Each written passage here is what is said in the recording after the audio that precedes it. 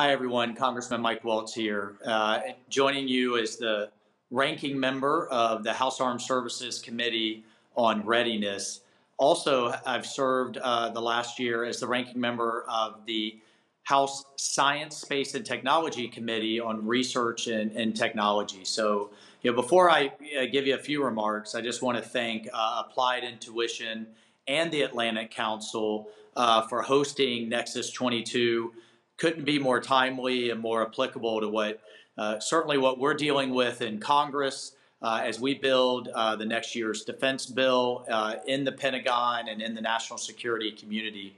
Look, right now I think we have a teachable moment with the application of technology in warfare, with what we're seeing in Ukraine vis-a-vis Russia. I know you've had a lot of conversations about that. I think we still have a long way to go in terms of our procurement reforms, in terms of navigating that valley of death with the ecosystem of small businesses as they try to innovate and apply that into the Pentagon's procurement system.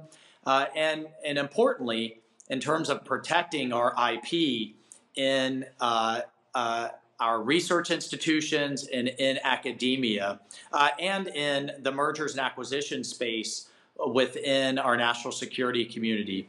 One of the things that I'm really focused on, I know you're going to talk a lot about Ukraine and Russia, but I still absolutely fundamentally believe China is our #1 threat. They fully intend to replace us as a global power. They are developing the military capabilities to do so, and they're doing it through leaping ahead of us in key technology sectors. We've seen the national report on artificial intelligence that says China absolutely is making the investments to surpass us. That will not only change the way we conduct ourselves in society, in our economy, but certainly in warfare. I'm very concerned about that. But even in the broader array of key technology areas, in quantum computing, in advanced materials, in applied manufacturing.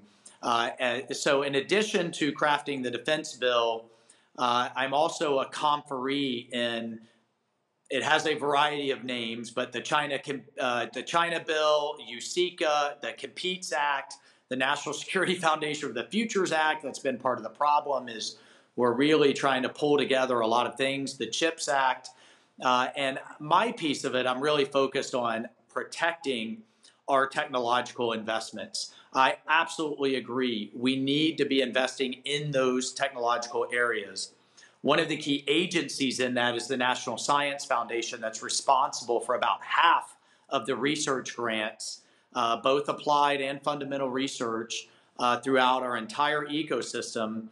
Well, that agency, the National Science Foundation, has received a 1,000% increase in referrals from the FBI for grant fraud and theft, and the vast majority of it, China is behind. They also deal with the various talents program, like 1,000 Talents, that many American professors have been found to have been fraudulently participating in. Anyway, the security office in the National Science Foundation is an army of one woman.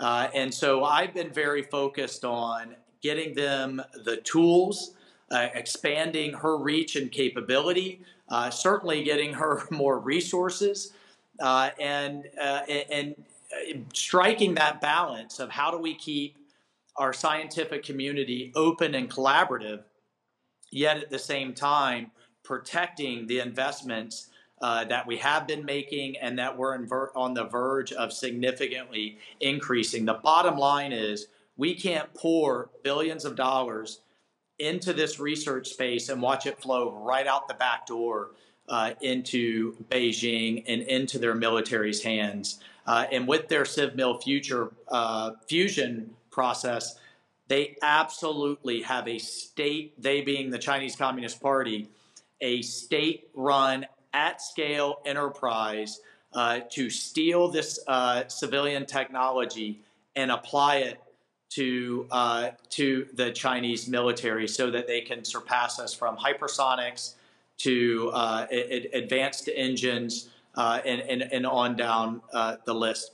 look, at the end of the day, I look forward to a really great conversation here on how we tackle these challenges, how we tackle them within our own procurement system, but when we make the appropriate investments, then how we protect it on the back end. Again, whether that's trusted capital in the mergers and acquisition space, whether that is in the appropriate cyber protections that don't put an overwhelming burden on our small business community that's just trying to innovate and make it, or whether that's over in academia and in our research institutions. Really tough issues. We certainly welcome your input as we try to tackle them here in Congress, both on the Science Committee and on the Armed Services Committee. And that's why I think this conference is, and Nexus 22 really is so timely. I look forward to hearing from all of you. I'm sure I will, in terms of how we tackle these challenges. But hey, thanks so much. Wish I could be with you. God bless, and let's keep fighting the good fight.